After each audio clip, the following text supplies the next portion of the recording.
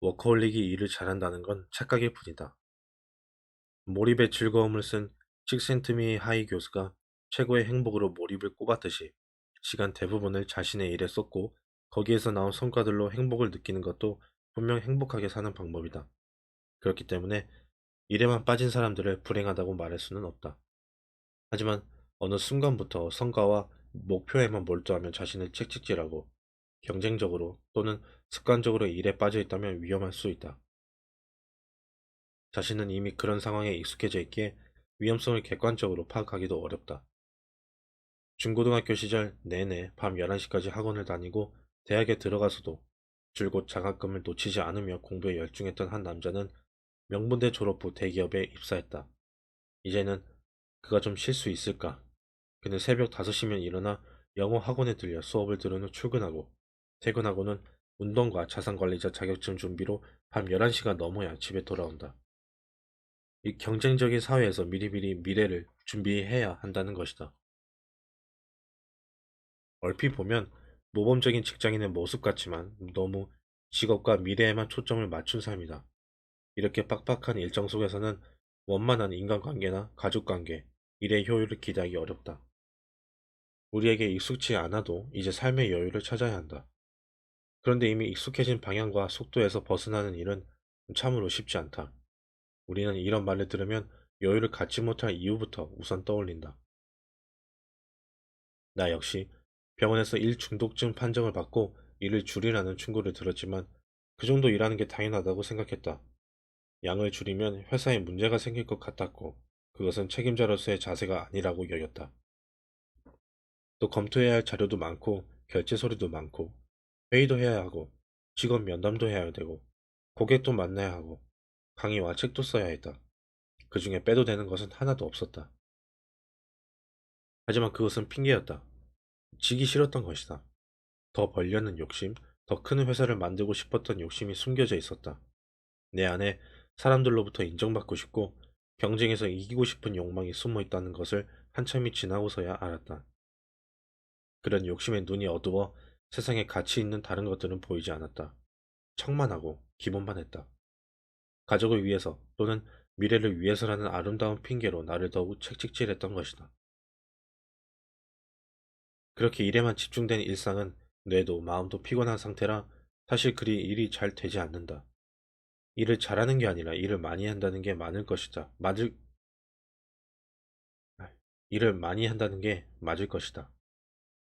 일을 더 잘하기 위해서라도 시선을 자신의 행복으로 돌려야 하는 이유다.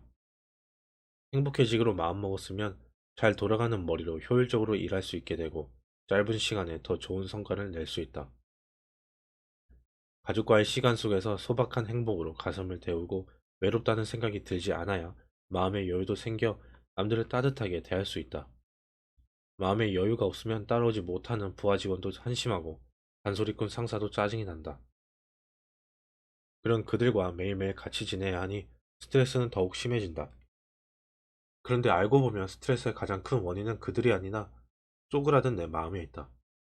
본인은 가족을 위해서 힘들게 일한다고 하는데 가족과 서먹할 뿐더러 너무 외롭다고 말하는 이들이 우리 주변에는 참으로 많다. 행복은 대단한 것이 아니다. 일상의 작은 것들이 모여 그 대단한 것이 비로소 내 것이 되는 것이다. 몇 해 전 이채욱 인천국제공항공사 사장이 GE 코리아 회장으로 있을 때의 일화다. 그의 사무실에 함께 있을 때 그의 딸에게 전화가 왔다. 짧은 통화 끝에 그는 사랑해라는 말로 전화를 끊었다. 통화 내용이 너무 살가워서 오랜만에 하는 대화인가 보다 지레짐작하고 따님이 서울에 안 계시나요? 물으니 집에 함께 산다고 했다. 당시 그의 딸은 대학원생이었는데 다 큰딸과 이렇게 인사할 수 있는 아빠가 우리나라에 몇이나 있을까? 그렇다고 그가 집에서 가족들과 많은 시간을 보냈던 것은 아니다. 매우 긴 세월 동안 1년 중 200일 이상 해외 출장을 다녔다.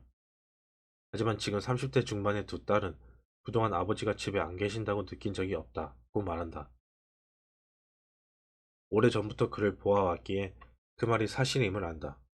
출장 중에도 매일 통화하고 짧더라도 엽서를 보내 가족들에게 애정을 전한다. 바쁜 날은 물음표만 하나 찍힌 엽서가 온 적도 있다고 한다. 평소 유머야 격이 없는 소탈함으로 후배들의 존경을 받는 그의 비결은 바쁘고 건조한 업무와 균형 이루는 부드러움과 감성의 조화이다. 이미지에서도 인생에서도 균형감이 가장 중요하다. 건강한 상태에서 일과 가족, 인간관계와 배움, 그리고 나눔과 신앙 등 일상의 시간이 조화롭게 분배되어 있는 것이 행복이다. 취미생활이 행복한 일상의 조건으로 자주 등장하는 것 역시 그 조화를 위해서다.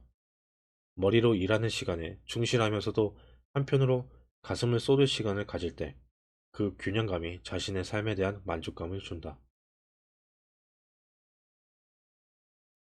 정년 퇴임을 몇 년 앞둔 강북 삼성병원 장충현 교수는 일명 선풍기 아줌마로 유명한 성형 중독자의 부작용을 치료하여 정상적인 외모를 찾아준 것으로도 유명하다.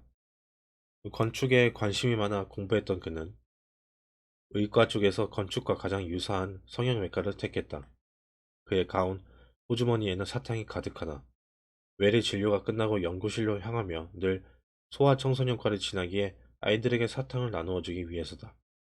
오늘은 아내와의 데이트 날이라고 하시길래 와, 뭐 하실 건데요? 라고 물으니 매주 금요일은 근처에서 봉사활동을 끝내는 아내와 함께 퇴근한다고 했다.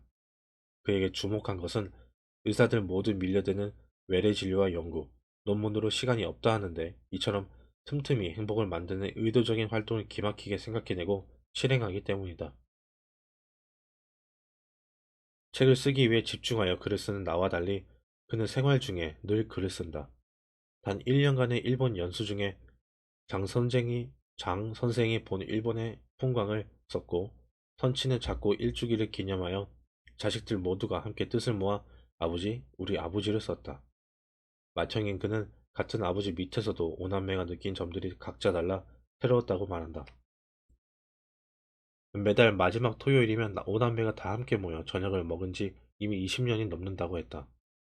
평소 잘해준 게 없어서 일본으로 연수 갔던 1년 동안 매일 아내에게 편지를 썼고 그것을 모아 후일 사랑의 편지라는 책으로 엮기도 했다.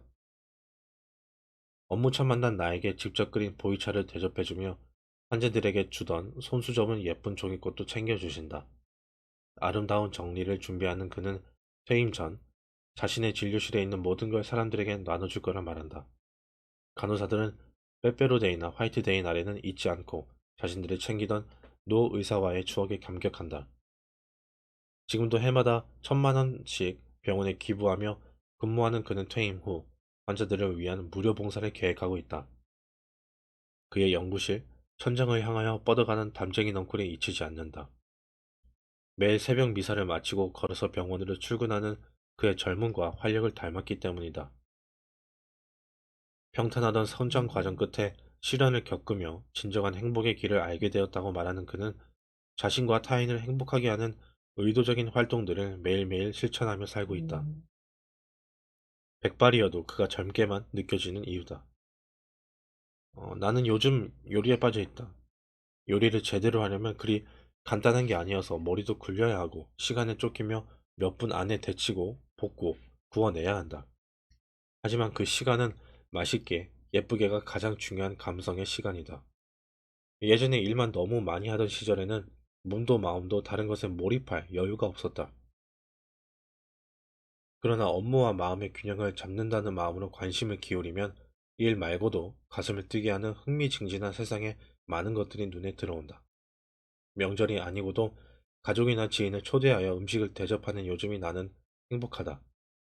예의를 차리며 실수 없이 매너를 지키는 만찬이 아니라 마음으로 대접하여 진정한 의미가 있는 풍성한 관계를 만들어가는 시간. 참 좋은 것이지만 늘 일에만 집중해 있는 머리로는 영 불가능했다. 워커홀릭이 아니어도 일을 잘할 수 있는 길이 있다. 건조한 업무와 균형을 이룰 가슴 데우는 순간들이 다양하게 내 일상에 편성되면 이완된 뇌세포들이 일을 더 잘하게 만들어준다. 뇌세포들의 응원을 받으며 일하는 것. 생각만 해도 신나는 일이다.